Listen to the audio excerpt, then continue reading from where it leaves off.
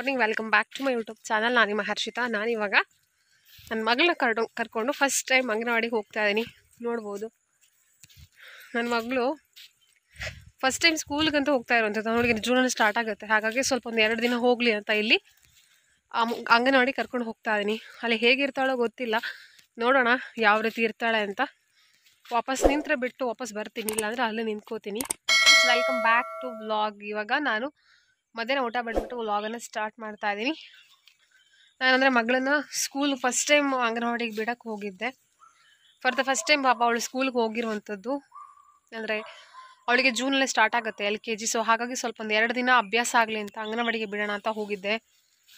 ಒಂದು 10:30 ಅಷ್ಟೊತ್ತಿಗೆ ಹೋಗಿದ್ದೆ. ಒಂದು ಸ್ವಲ್ಪ ಹೊತ್ತು ಕೂತ್ಕೊಂಡಿದ್ಲು ಸ್ವಲ್ಪ, ಆಮೇಲೆ ಸಿಕ್ಕಾಪಟ್ಟೆ ಅಳಕ್ಕೆ ಸ್ಟಾರ್ಟ್ ಮಾಡಿದ್ಲು. ಮತ್ತೆ ಹೋಗಿ ಕರ್ಕೊಂಡು ಬಂದೆ. ಮಕ್ಕಳಿಗೆ ಮನೆಯಲ್ಲೇ ಇದ್ದು ಮನೆಯಲ್ಲೇ ಆಟಾಡಿ ಒಂದೇ ಸಲ ಸ್ಕೂಲ್ಗೆ ಹೋಗೋದು ತುಂಬಾ ಏನಾಗುತ್ತೆ ಅಂದರೆ ಬೇಜಾರಾಗ್ಬಿಡುತ್ತೆ ಪಾಪ. ನನಗಂತೂ ನೋಡಿ ಸಿಕ್ಕಾಪಟ್ಟೆ ಬೇಜಾರಾಯ್ತು. ಹಾಗೆ ಕರ್ಕೊಂಡು ಬಂದೆ. ನಾಳೆ ಮತ್ತೆ ಕಳಿಸ್ಕೊಡ್ಬೇಕು, ಮತ್ತೆ ಕರ್ಕೊಂಡು ಹೋಗಬೇಕು. ಸೊ ಅದ್ರ ಜೊತೆಗೆ ಇವತ್ತು ಒಂದು ರೆಸಿಪಿಯನ್ನು ಕೂಡ ಶೇರ್ ಮಾಡ್ತಾ ಇದ್ದೀನಿ.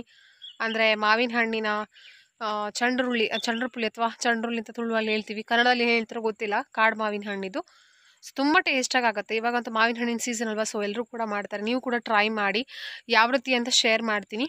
ಹಾಗೆಯೇ ಮನೆಗೆ ಬಂದಿದ್ದೀನಿ. ನನ್ನ ಮಗಳು ಕೂಡ ಅದಳೆ ಪಾಪ. ಅವಳಿಗೆ ಆಟ ಆಡೋಕ್ಕೆ ಎಲ್ಲನೂ ಕೂಡ ಅಂಗನವಾಡಿಯಲ್ಲೇ ಮಕ್ಕಳು ತುಂಬ ಚೆನ್ನಾಗಿ ಮಕ್ಕಳನ್ನ ನೋಡ್ಕೋತಾರೆ. ಆದರೂ ಕೂಡ ನಾವು ಹೋದ ಟೈಮಲ್ಲಿ, ಅಂದರೆ ನಾವು ಅಂಗನವಾಡಿ ಹೋಗ್ತಾ ಇದ್ದ ಟೈಮಲ್ಲಿ ನಾವು ಸೇಮ್ ಅಷ್ಟೇ ಅಳ್ತಾ ಇದ್ವಿ. ಅಂದರೆ ಬಾಗಿಲೆಲ್ಲ ಹಾಕೊಳ್ತಾ ಇದ್ರು. ನನ್ನ ಮಗಳು ಅಷ್ಟೊಂದು ಹತ್ತಿಲ್ಲ, ಬಟ್ ಆಮೇಲೆ ಒಂದು 1 hour ಬಿಟ್ಮೇಲೆ ಸಿಕ್ಕಾಬಟ್ಟೆ ಅಳಕ್ಕೆ ಸ್ಟಾರ್ಟ್ ಮಾಡಿದ್ರು. ಮತ್ತೆ ಹೋಗಿ ಕರ್ಕೊಂಡು ಬಂದುಬಿಟ್ಟು ವ್ಲಾಗನ್ನು ಮಾಡ್ತಾಯಿದ್ದೀನಿ. ಇವಾಗ ರೆಸಿಪಿಯನ್ನು ಶೇರ್ ಮಾಡ್ತೀನಿ, ನೋಡ್ಕೊಂಬನ್ನಿ. ಇವಾಗ ನೋಡ್ಬೋದು, ಈ ರೀತಿ ಮಾವಿನ ಹಣ್ಣುಗಳನ್ನು ತೊಗೊಂಡು ಚೆನ್ನಾಗಿ ನೀಟಾಗಿ ವಾಶ್ ಮಾಡಿ ಇಟ್ಕೊಂಡಿದ್ದೀನಿ. ಇಟ್ಕೊಂಡಾದ್ಮೇಲೆ ಇದರ ಮೇಲ್ಗಡೆ ಇರುವಂಥದ್ದನ್ನು ಕಟ್ ಮಾಡಿಕೊಂಡು, ಇದು ಗೊರಟು ಬೇರೆ ಅದರ ಸಿಪ್ಪೆ ಬೇರೆ, ಇದನ್ನು ಸಪ್ರೇಟ್ ಮಾಡ್ಕೊಳ್ಬೇಕು. ಇವಾಗ ಎಲ್ಲನೂ ಕೂಡ ಅದೇ ರೀತಿ ಮಾಡ್ಕೋತಾ ಇದ್ದೀನಿ. ನೋಡಬಹುದು, ಇದರದ್ದು ಮೇಲ್ಗಡೆ ಇರುವಂಥದ್ದು ಏನಿದೆ ನೋಡಿ, ಅದು ಸೊನೆ ಅಂತ ಹೇಳ್ತೀವಲ್ವ, ಸೊ ಅದಿರುತ್ತೆ. ಅದಕ್ಕೋಸ್ಕರ ಈ ರೀತಿ ಸಪ್ರೇಟ್ ಮಾಡ್ಕೋಬೇಕು. ಗೊರಟು ಬೇರೆ ಹಾಗೆಯೇ ಸಿಪ್ಪೆ ಬೇರೆ ಮಾಡ್ಕೊಬೇಕು. ಇವಾಗ ಮಾಡ್ಕೊಂಡು ಬರ್ತೀನಿ, ನೋಡೋಣ ಆಮೇಲೆ ಯಾವ ರೀತಿ ಮಾಡೋದು ಅಂತ.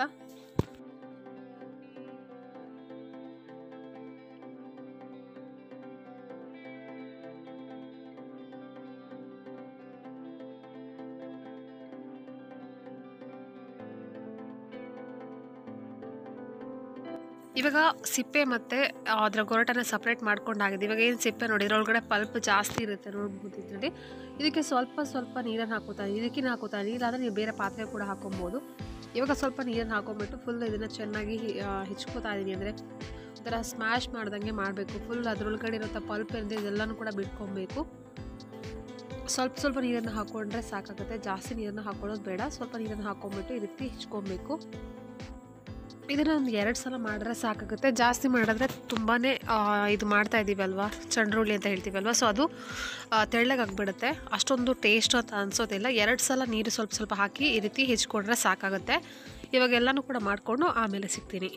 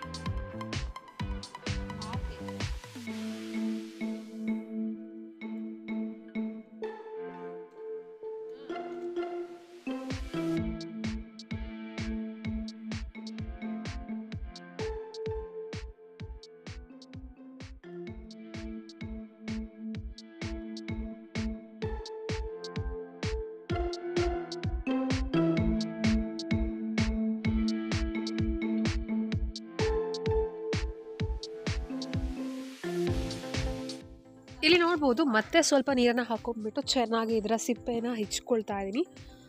ಅಂದರೆ ಇದ್ರ ಒಳಗಡೆ ಮತ್ತು ಪಲ್ಪ್ ಎಲ್ಲನೂ ಕೂಡ ಬಿಟ್ಕೊಬೇಕು. 2 ಸಲ ಈ ರೀತಿ ಮಾಡಿದ್ರೆ ಸಾಕಾಗುತ್ತೆ. ಜಾಸ್ತಿ ಮಾಡಿದ್ರೆ ಫುಲ್ ನೀರಾಗ್ಬಿಟ್ಟು ಅಷ್ಟೊಂದು ಟೇಸ್ಟು ಅಂತ ಅನಿಸೋದೇ ಇಲ್ಲ.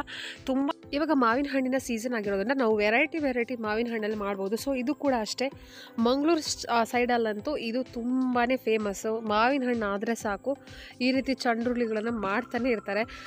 ನಮ್ಮ ಅಂಥವ್ರಿಗೆಲ್ಲ ಇದು ನಮ್ಮ ಮುಂಚೆಲ್ಲ ನಮ್ಮ ಅಜ್ಜಿಯೆಲ್ಲ ಇದ್ರಲ್ಲ ಅವರಿಗೆಲ್ಲ ಈ ರೀತಿ ರೆಸಿಪಿಗಳಿಲ್ಲ ಅಂದರೆ ಊಟನೇ ಮಾಡೋಕ್ಕಾಗ್ತಾ ಇರಲಿಲ್ಲ. ಅಷ್ಟು ಚೆನ್ನಾಗಿ ಆಗುತ್ತೆ. ಇದು ತುಂಬ ಚೆನ್ನಾಗಾಗುತ್ತೆ, ತುಂಬ ಟೇಸ್ಟಾಗಿ ಆಗುತ್ತೆ. ಇವಾಗ ಮಳೆಗಾಲ ಆಗಿರೋದ್ರಿಂದ ಸ್ವಲ್ಪ ಹುಳಗಳೆಲ್ಲ ಜಾಸ್ತಿ ಇರುತ್ತೆ ಮಾವಿನ ಹಣ್ಣಲ್ಲಿ. ಇದು ಬಂದು ಕಾಡು ಮಾವಿನ ಹಣ್ಣು. ಆ ಕಾಡು ಮಾವಿನ ಹಣ್ಣಲ್ಲಿ ತುಂಬ ಟೇಸ್ಟಾಗಿ ಆಗುತ್ತೆ ಮಾಡಿದ್ರೆ. ಹುಳ ಎಲ್ಲ ನೋಡ್ಕೊಳ್ಬೇಕಾಗತ್ತೆ. ಅದಕ್ಕೋಸ್ಕರ ಸ್ವಲ್ಪ ಮಾವಿನ ಹಣ್ಣನ್ನು ಕ್ಲೀನ್ ಮಾಡ್ಕೋಬೇಕು. ಅಂದರೆ ಒಳಗಡೆ ಹುಳ ಎಲ್ಲ ಇರುತ್ತೆ, ಅದಕ್ಕೋಸ್ಕರ ನೋಡ್ಕೊಬೇಕಾಗತ್ತೆ. ನೋಡ್ಬೋದು ಇದರಲ್ಲಿ ಇವಾಗ ಫುಲ್ ಇದನ್ನು ಹೆಚ್ಕೊಂಡಿದ್ದೀನಿ. ಹಾಗೆಯೇ ಇಲ್ಲಿ ಗೊರಟಿಗೆ 2 ನೀರುಳ್ಳಿಯನ್ನು ಚಿಕ್ಕದಾಗಿ ಹೆಚ್ಚಿಟ್ಕೊಂಡಿದ್ದೀನಿ. ಒಂದು 4-5 ಮೆಣಸಿನ್ಕಾಯಿನ ಕೂಡ ಅಂದರೆ ಹಸಿ ಮೆಣಸನ್ನು ಕೂಡ ಕಟ್ ಮಾಡಿ ಹಾಕ್ಕೊಂಡಿದ್ದೀನಿ.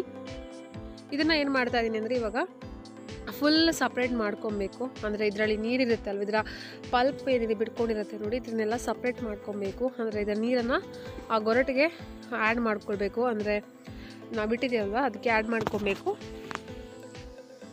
ಸೊ ಈ ಒಂದು ರೆಸಿಪಿ ಮಸ್ತ್ ಎಡ್ಡೆ ಹಾಕ್ಕೊಂಡು ಕುಡ್ಲಾಡು ಮಂಗಳೂರು ಮಾತ್ರ ಭಯಂಕರ ಫೇಮಸ್. ಒಂದು ಆ್ಯಕ್ಚುಲಿ ಒಂದು ಅಮ್ಮನಲ್ಲೆಡೆ ಈ ಸತಿ ಬತ್ತ ತಿಂತೀನಿ. ಇಲ್ಲಿ ನೀವು ನೋಡ್ಬೋದು ರೆಡಿಯಾಗಿದೆ. ಇವಾಗ ನೀರೆಲ್ಲ ಎಷ್ಟು ಬೇಕೋ ಅಷ್ಟು ನೀರನ್ನು ಹಾಕ್ಕೊಂಡಾಗಿದೆ. ಇವಾಗ ಒಂದು ಫೈನಲಾಗಿ ಒಗ್ಗರಣೆ ಕೊಡಬೇಕು. ಒಗ್ಗರಣೆ ಜೊತೆಗೆ ಉಪ್ಪನ್ನು ಕೂಡ ಹಾಕ್ಕೊಬೇಕು. ಉಪ್ಪು ನಿಮಗೆ ಎಷ್ಟು ಬೇಕೋ ಅಷ್ಟು ಹಾಕ್ಕೊಳ್ಳಿ. ಹಾಗೆಯೇ ಒಂದು ರುಚಿಗೆ ತಕ್ಕಷ್ಟು ಬೆಲ್ಲ ಕೂಡ ಬೇಕಾಗುತ್ತೆ. ಯಾಕಂದರೆ ಮಾವಿನ ಹಣ್ಣು ಹುಳಿಯಾಗಿತ್ತು ಅಂದರೆ ತಿನ್ನೋಕ್ಕೂ ಕೂಡ ಅಷ್ಟೊಂದು ಟೇಸ್ಟ್ ಆಗೋಲ್ಲ. ಅದಕ್ಕೋಸ್ಕರ ಬೆಲ್ಲ ಹಾಕ್ಕೊಂಡು ಉಪ್ಪನ್ನು ಹಾಕ್ಕೊಂಡು ಫೈನಲ್ ಆಗಿ ಒಂದು ಒಗ್ಗರಣೆ ಕೊಟ್ಟರೆ ಮಾವಿನ ಹಣ್ಣಿನ ರೆಸಿಪಿ ಏನಿದೆ ನೋಡಿ ಅದು ರೆಡಿಯಾಗಿದೆ. ನೀವು ಕೂಡ ಮನೆಯಲ್ಲಿ ಟ್ರೈ ಮಾಡಿ. ಈ ಒಂದು ರೆಸಿಪಿ ತುಂಬ ಚೆನ್ನಾಗಾಗುತ್ತೆ. ಬಾಯ್ಲ್ ರೈಸ್ಗೆ ಅಂತೂ ತುಂಬ ಚೆನ್ನಾಗಾಗುತ್ತೆ.